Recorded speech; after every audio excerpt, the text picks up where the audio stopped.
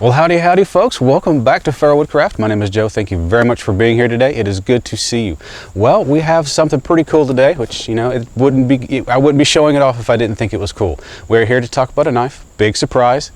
We're here to talk about BHK feather stick. Now, while we're talking about names here real quick, let me give a little bit of a story about this, at least through my getting to know the knife. You know, with a lot of knives out there, you know, you'll have someone will make a survival knife and they'll attach, you know, their name, survival knife. Or, you know, you'll have, you know, such and such Woodcrafter or such and such Bushcrafter, or, you know, you'll have a so-and-so's Trapper. You know, knives tend to have a name about what the person was thinking, or what the person who designed it, what they intended the knife to do. And so I don't know exactly what BHK was thinking when they designed this and named it the feather stick, but I can say this knife lives up to its name. It absolutely loves to feather stick. It makes feather sticking, for someone who's not incredibly skilled at feather sticking, it makes it pretty easy, actually. A lot of the functionality or the controllability of a knife is not only due to the profile of the blade itself and the grind and, you know, everything up front with the knife, but it's also due to the rear end, or the handle of the knife. And this is a perfect marriage between a great design up front and a great design in the handle.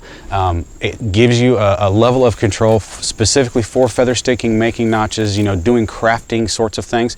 Don't get me wrong, this knife will do the heavier work, batoning out a hearth board, removing large amounts of material at a time to make, you know, like a tent stake or, you know, something like that. It handles that work just fine. But this is a great marriage of design functions or features, both on the up front with the blade itself and with the handle, that provides a lot of controllability for both fine work and large alike. But before I get too far ahead of myself, let's go ahead and change camera angles, talk about this knife a little bit as far as the specifications go, price, stuff like that, get you guys more informed about it specifically, and then we will get started in the demonstration today. So again, this is the feather stick by BHK. It is 1/8 inch 01 tool steel. The overall length of the knife is 8 3/4 inches long. The actual cutting edge is 3 7/8 inches long, and the height of the blade from the actual edge to the spine of the knife is just under 1 inch at 15/16. The price of this blade does vary depending on what, say, scale material you choose, whether you choose to get liners, what kind of sheath you get, but base price, it starts out at $150. All right, specifications out of the way.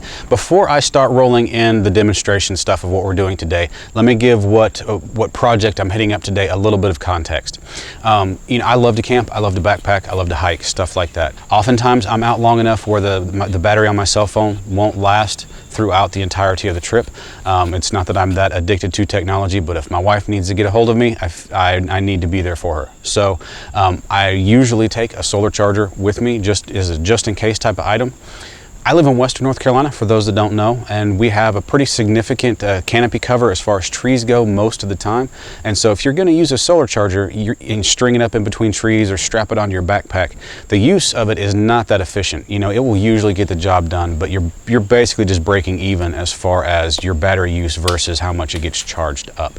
So what I'm doing today is making a little mobile stand, so to speak, that will allow for the adjustment of that solar panel to get the most efficient use of the available sun. Anyway, now the context is out of the way. Let's talk about this knife. I already mentioned it. It is absolutely fantastic at feather sticking. It's just the level of control that you have with this handle. The handle locks directly into your hand, but you can choke back on it minutely, and the palm swell right here, mixed with the rounded nature of the back side of the handle that just kind of curves into your palm, you can just kind of pivot it and rotate it in your hand to get exactly what angle you need. At least for me, when doing a lot of feather sticking, a lot of times the angle that I need to hold the blade for each given feather, so to speak, changes almost constantly. It needs to be a fluid motion, but also a fluid motion that allows me to adjust on the fly, and the handle really allows for that. But another aspect of this blade that helps with that, kind of goes along with it, is the sweep of the spine of this knife. Your thumb is perfectly in line with the center of your palm. So if you choke up and want to use your thumb for extra pressure for whatever you're doing, usually in notching is when I usually use this position the most.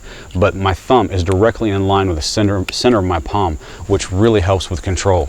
If it's further back, it kind of puts my hand off a kilter. I lose control that way. But with the curvature of the spine, they've created a natural place for your thumb to go that keeps it in line with where the center of your palm is going to be, and it just allows you to control it. Put the force that you need to into the blade right up here, but not change the angle that you're having to hold your hand to put that force there. Another thing, while we're talking about the profile of the backside or the spine of this knife, one thing I want to point out is, yes, this keeps your thumb in line with your palm, but also at the same time, up here at this clip point, and I don't know if it's on purpose or not, but it is very slight, and it keeps your secondary thumb or your offhanded thumb, if you're needing to do, you know, push cuts or something up at the very front of the knife at the tip, you know, digging out a notch, doing whatever you're needing to do, it keeps this thumb in line with the center of your hand as well. So it's just, everything's the same.